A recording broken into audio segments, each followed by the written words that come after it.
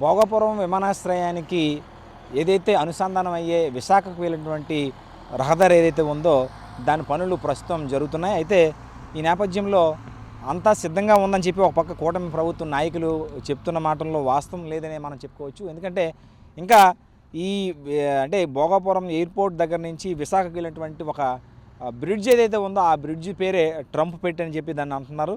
అయితే ఈ పనులు కూడా ప్రస్తుతం ఇంకా జరుగుతున్నాయి. సుమారు ఈ పని అయ్యేసరికి కూడా సుమారు 2-3 నెలలు దగ్గర 2-3 నెలలు అయ్యే అవకాశం ఉందని చెప్పి ఒక పక్క చదువుతున్నాం. మనం ప్రస్తుతం ఆ అప్రోచ్ రోడ్ ఏదైతే ఉందో ఈ భోగాపురం ఎయిర్పోర్ట్ దగ్గర నుంచి నేషనల్ హైవే ఏదైతే ఉందో దాన్ని కలుపుకుంటూ వెళ్తున్నటువంటి ఏదైతే రోడ్డు రహదారి ఏదైతే ఉందో అది ఇంకా పనులు జరుగుతున్నాయని మనం చెప్పుకోవచ్చు. ఇంకా అంటే ఇది ఎంత సమయం పడుతుందన్న సందిగ్ధంలో ఒక పక్క ప్రయాణికులు ఉన్నప్పటికీ త్వరగా పూర్తి చేస్తామని చెప్పి ఒక కూటమి ప్రభుత్వ నాయకులు ఒక పక్క చెబుతున్నప్పటికీ కూడా కాస్త ఆలస్యం అయ్యే అవకాశం ఉంది ఒక పక్క అని చెప్పి ఇక్కడ ఉన్నటువంటి ప్రజలైతేనే లేదంటే ప్రయాణికులైతేనేమి మనకి ఇక్కడ వాళ్ళు చెబుతున్నటువంటి సమాచారం మనకు తెలుస్తోంది.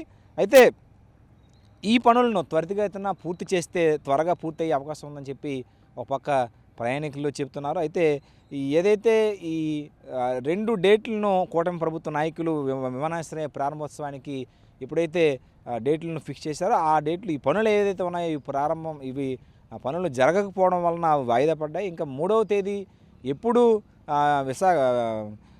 భోగాపురం విమానాశ్రయం ప్రారంభోత్సవం చేస్తారని చెప్పి ఒక పక్క ప్రయాణికులు ఎదురు చూస్తున్నారు. 3వ డేట్ ఎప్పుడు చెప్తారని చెప్పి ఒక పక్క ప్రయాణికులు ఎదురు చూస్తున్నారు. వీడియో జర్నలిస్ట్ రవితో సంతోష్, వాజీ న్యూస్, భోగాపురం ఎయిర్పోర్ట్ నుంచి.